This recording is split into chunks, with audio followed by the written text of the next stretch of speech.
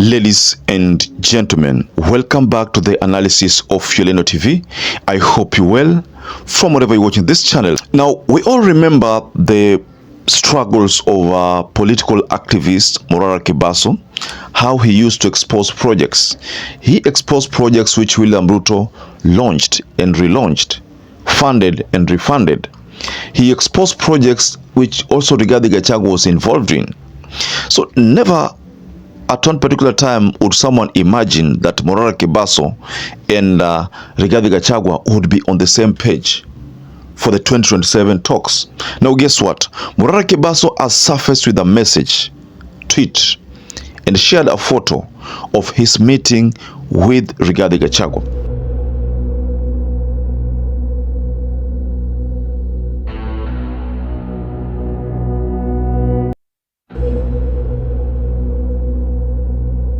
So in this analysis, I'd like to take you to a statement that MORARA KEBASO shared. And he shared this message on his X handle. This is what he said. I met with Rigathi Gachagua to discuss the reality of Kenyan's politics and the practical steps that should be taken for meaningful reforms. We also discussed the issue of youth unemployment, economic exclusion, and human rights abuse. He shared with me his thoughts about what should be done to exact justice for victims of police brutality, abduction, and extrajudicial killings. I will continue to engage leaders from across the political, religious, and civic space in amplifying the voice of the youths in their quest for change. MORARA. So that is what was shared. He shared from his X handle, and then there's a picture here. I wanted to just take a look at this picture. This is MORARA KEBASO stood there, and Rigathi Gachagua. I'm wondering whether this is within his Wamunyoro farm. You know, that's where people go these days. If you want to threaten William RUTO, just say that you're going to Wamunyoro, and RUTO will actually listen to you. That's what's been happening, ladies and gentlemen. So the big question is, did MORARA KEBASO visit Rigathi Gachagua at his Wamunyoro farm? Ladies and gentlemen, I'd like us to go extensively into this story. This is a bit concerning, but MORARA has shared with us something about his meeting with Rigathi Gachagua. Now, before we get further, ladies and gentlemen, I've discovered that many of you good viewers watch our videos, but you forget to like our videos. You forget to subscribe for those who have not subscribed to this channel. But to existing subscribers, I want to continue thanking you so much, because without you, this channel wouldn't have grown. So thank you so much. Now, what do you think about this union, this fresh union between Rigathi and MORARA KEBASO? We all remember MORARA KEBASO last year. He used to trend. He trended for the better part of between August there to somewhere there in October. He could share projects, projects related to the unfinished projects. Some he termed ghost projects, funded by the previous regime, again funded by this new regime. Some were declared as finished projects, but then completed projects, but once we had not been completed. We all remember that story, ladies and gentlemen. Now take a look at this, because we all remember MORARA KEBASO also wanted to become the president. So take a look at this. MORARA KEBASO, who at one particular time controlled the minds of the youths, having a coalition with Rigathi Gachagua, someone who is considered as Mount Kenya darling of the Mount Kenya, or we can just say the Mount Kenya kingpin. What do you think about this union? I can say that Rigathi Gachagua is overworking himself. If the move is to make sure that come 2026, like he said, he told us something very new and something that was shocking to many Kenyans. He said that come 2026, it will be hard for William RUTO to, campaign because wakati huo itakuwa ni uongo, itakuwa inasambaa. That is what he told us during the launch of Martha Karua's party. In that launch, MORARA KEBASO was also there. I don't know how many of you spotted MORARA KEBASO and even went to an extent of going through the speech that MORARA KEBASO, released there. For those of you who are there or maybe watched that event, you'll agree with me that MORARA KEBASO is fully behind this union.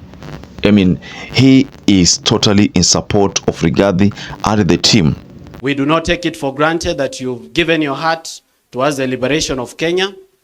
We as the young people are here to support you through that journey. I have heard many speakers come up here and speak about the unity of leaders. That I agree. That as leaders we must come together. Kwa sababu lazima Kasongo aende nyumbani. However, ladies and gentlemen, we must remember that the problem of our country is beyond leaders. It is also a problem of society and culture. We need to think very seriously about the economic liberation of the people of Kenya, and more especially the young people, and for them to have opportunities to live, work, and grow in this country. 78% of our population is made up of young people. We should be very deliberate about creating job opportunities at home. Ladies and gentlemen, I stand here as a testimony that young people are very much interested in the leadership and governance of our country. And you, the young people, are listening to me. Today is a wake-up call to you, not just to be voters, but to stand up for positions of governance. You should not just complain. You should be solution finders. Forget the previous, differences between MORARA and Rigathi Gachagua. It appears as if MORARA KEBASO has decided to forget everything, especially things related to Rigathi Gachagua, the launching of the projects, unfinished projects. But of course, hapo ndio kidogo itamletea MORARA KEBASO shida kidogo, because he is interacting with someone he called corrupt. I mean, he called out Rigathi Gachagua for being corrupt. So I know Kenyans are going to be, split between either to celebrate this meeting or not to celebrate the meeting, because at the end of the day, this meeting is important for those people who want to remove William Ruto. But again, for those people who don't want to remove William Ruto, they are looking at MORARA KEBASO from a different angle. Why are you, having a meeting with someone you branded as the most corrupt? I mean, of course, we know in politics there are no permanent enemies and there are no permanent friends. So because that is the case, and because we have seen Raila Amolo Odinga and Ruto also talking, we can as well say that there is nothing wrong MORARA KEBASO meeting Rigathi Gachagua, because there are no permanent enemies in politics. But the only concerning thing is on the reputation of MORARA KEBASO. It's going to be affected because he should be someone like PLO Lumumba. Because PLO Lumumba once ameona wewe uwezi, wewe ufai, huo ni wewe ufai. But MORARA KEBASO said Rigathi afai, but here comes a scenario where he has shared a message about his meeting na the same person he branded as very corrupt. Again, based on his tweet, he's telling us that they were talking about brutality, abduction and extrajudicial killings. Whereas if you go back to last year, before the fallout between Rigathi and Ruto, we realized that hizi vitu ilikuwa zinamfuata Rigathi Gachagua mwenyewe, abductions and extrajudicial killing. So it depends with how Kenyans are going to treat this matter, this meeting, how you're going to treat it. But personally, I think this is not going to sit well with another faction that does not support Rigathi Gachagua. But the faction that supports Rigathi Gachagua, they look at this meeting as a plus. It's a plus to Rigathi Gachagua. It is a plus to MORARA KEBASO.